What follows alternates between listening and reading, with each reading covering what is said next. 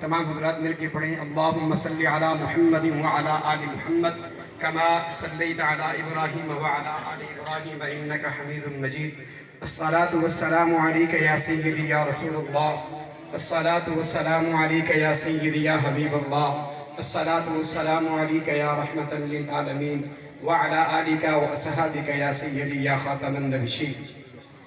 سامعین محترم، ہماری خوش قسمتی ہے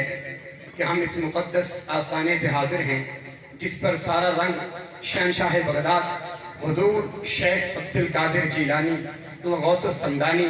قطبہ نورانی شعباد لا مکانی رضی اللہ تعالی عنہ اجمعین کا ہے۔ اور یہ ہماری خوش قسمتی ہے کہ یقیناً کہ اس پرفتن دور کے اندر بھی ہم کاملین و صالحین کے قدم چومنے کی سعادت ہمیں میسر ہے کہ یہ بھی اللہ کا کرم ہے، ورنہ اس دور کے اندر تو بہت سارے ایسے فتنے ہیں جو میرے مصطفیٰ کریم علیہ السلام کی پیاری اولاد اطہر سے دور کرنے کے لیے دن رات کوشاں ہیں۔ دعا گو ہوں اللہ جل شانہ آقا دو جہاں حضور سید کون و مکان حضرت محمد مصطفیٰ صلی اللہ تعالیٰ علیہ وآلہ وسلم کی اولاد اقدس کی ہمیں محبت بھی نصیب فرمائے، ان کا ادب بھی ہمیں نصیب فرمائے۔ ذی تشام قرآن مجید فرقان حمید میں سے ایک آیات بینات پڑھی۔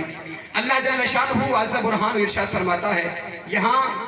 بولنا میرے لیے مناسب تو نہیں کیونکہ سارے سادات کرام بھی ہیں اور میں ایک طالب علم کی حیثیت رکھتا ہوں، اور امید ہے اگر بات ٹھیک کر جاؤں گا تو دعا مل جائے گی، اگر کوئی غلطی ہوئی تو یقیناً امید کرتا ہوں کہ میری اصلاح کر دی جائے گی۔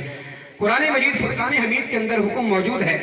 کہ جو شخص اللہ کا صالح بن جاتا ہے، ولی بن جاتا ہے، تو یقیناً وہ صرف ولی نہیں بلکہ جنت کا وارث بن جاتا ہے۔ اگر سمجھ آ رہی ہے تو پھر سبحان اللہ کہہ دیجئے۔ جس آستانے پہ ہم بیٹھے ہیں اور جو یہاں کامل ہستیاں تشریف فرما ہیں، وہ حضور قبلہ شیخ عالم پیر سید امام احمد شاہ کی صورت میں ہو یا پیر سید امام محمد شاہ کی صورت میں ہو یا حضور قبلہ خواجہ عالم خواجہ فخر الدین شاہ صاحب کی صورت میں ہو یا خواجہ قمر الدین شاہ صاحب کی صورت میں ہو یا قبلہ حضور پیر سید غافر علی شاہ صاحب کی صورت میں ہو، یہ ہمارے سارے بزرگ سروں کے تاج ہیں۔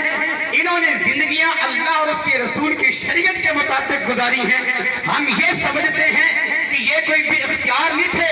ان کے پاس کچھ نہیں تھا، نہیں، ہمارا عقیدہ اور ہمارا یقین ہے کہ جو بخاری کی حدیث بتاتی ہے، بخاری کی دوسری جلد باب مصطفیٰ کریم علیہ السلام کے غلاموں باب تقرب الہیہ ہے کہ نبی پاک کا وہ فرمان جو حدیث قدسیہ کی صورت میں موجود ہے، اللہ ارشاد فرماتا ہے وَلَئِنْ سَأَلَنِي لَأُعْطِيَنَّهُ وَلَئِنْ اسْتَأْذَنِي لَأُعِيذَنَّهُ۔ فرمایا کہ میرے دنیا میں کچھ ایسے بندے ہیں اگر کوئی شخص ان کی بارگاہ میں آ کے سوال کر لے تو یقیناً وہ اگر ہاتھ اٹھا لے میری بارگاہ میں تو مجھے قسم ہے اپنے رب ہونے کی، ضرور میں اپنے بندے کی دعا کو قبول کر کے ان کے سوال کو پورا کرتا ہوں۔ اگر کوئی بندہ ان کی بارگاہ میں آ کے پناہ مانگ لے، فرمایا مجھے رب ہونے کی قسم ہے، ضرور میں اپنے اس بندے کو پناہ بھی عطا فرماتا ہوں۔ ہمارا یہ کامل یقین ہے کہ جو بندہ ان مقدس آستانوں پہ آ کے بیٹھتا ہے، یہاں اللہ کی بارگاہ میں آج بھی انکساری کرتا ہے، ان کاملین و صالحین کا وسیلہ پیش کر کے آدمی کے ساتھ اللہ کی بارگاہ میں مانگتا ہے، آتا ہے تو خالی جھولی لے کے آتا ہے، لیکن جب واپس جاتا ہے تو اپنی جھولی کو بھر کے جاتا ہے۔ یہ وہ مقدس آستانے ہیں۔ یقیناً سیدنا حضور قبلہ پیر خواجہ شہنشاہ بغداد حضور شیخ عبدالقادر جیلانی کے بارے میں سنیے، بہت کمال کے وہ شخص،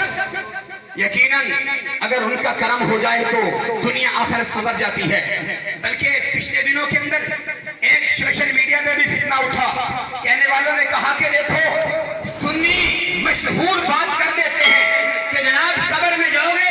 تو حضرت شیخ عبدالقادر جیلانی کا نام لو تو بندہ چھوٹ جاتا ہے، ایسا ہرگز نہیں۔ حالانکہ سندن تو مختلف باتیں ہیں، لیکن جو فضائل کے حوالے سے بات کر رہا ہوں مجھے ہے، میں نے کہا ہمیں کوئی یہ نہ کہے بات جھوٹی ہے، نہیں، ہمیں چاہیے کہ ہم تحقیق کریں۔ جو بندہ یہ کہے کہ نام شیخ کا نہیں چلتا، میں کہتا ہوں تمہارا ملا، تمہارا شیخ تھانہ بھون کے اندر رہنے والا اشرف علی تھانوی اگر اپنی کتاب میں لکھ جائے کہ لوگوں شیخ عبدالقادر جیلانی اس کا نام ہے، اگر قبر میں بھی لیا جائے گا تو اللہ اس کی قبر کو بھی جنت کا باغ بنائے گا۔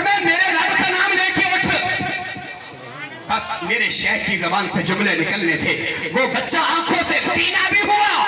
اور فالج بھی ختم ہوا, صحت بھی ٹھیک ہوئی. آپ نے اس کو کھڑا کیا, فرمایا دیکھا